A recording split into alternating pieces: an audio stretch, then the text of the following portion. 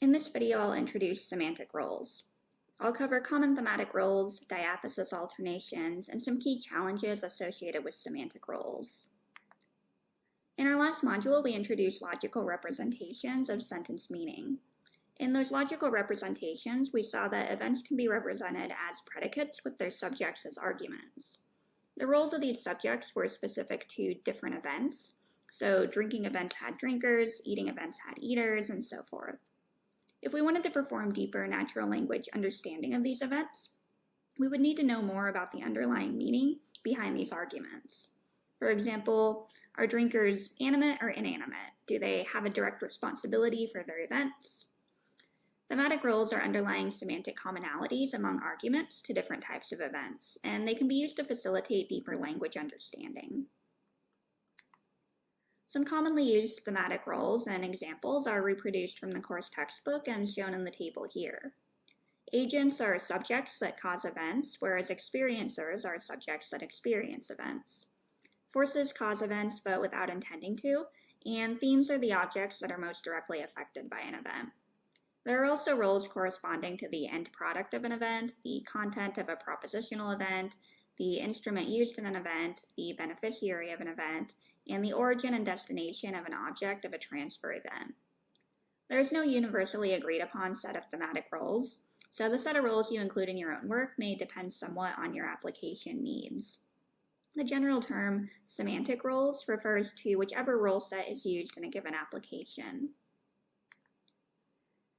The shallow meaning representations facilitated by semantic roles allow us to make necessary inferences for natural language understanding and to generalize over different surface representations that convey the same meaning. For example, I can say either Nicholas dropped the hand sanitizer or the hand sanitizer was dropped by Nicholas, and exactly the same information is being communicated despite the order of the words and the verb tense being different. If we have semantic role labels clearly indicating that Nicholas is the agent and the hand sanitizer is the theme, it becomes much easier for a machine to realize that these sentences are quite similar.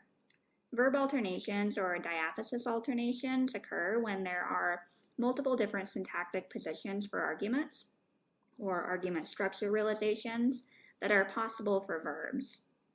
Often different types of alternations tend to occur for different semantic classes of verbs. A useful resource providing semantic class information for many different verbs is VerbNet. Although semantic roles ideally enable better natural language understanding, they are not without their challenges. It's difficult to come up with a standard set of roles, in part because the semantic roles that are most useful may vary depending on the application. Moreover, it is difficult to come up with formal definitions of different types of roles in general.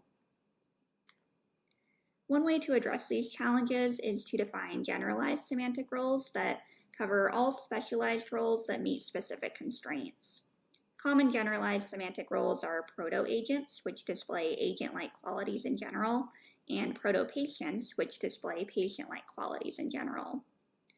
Another way to address these challenges is to define semantic roles that are tailored to specific semantic classes, such as the verb classes defined in VerbNet.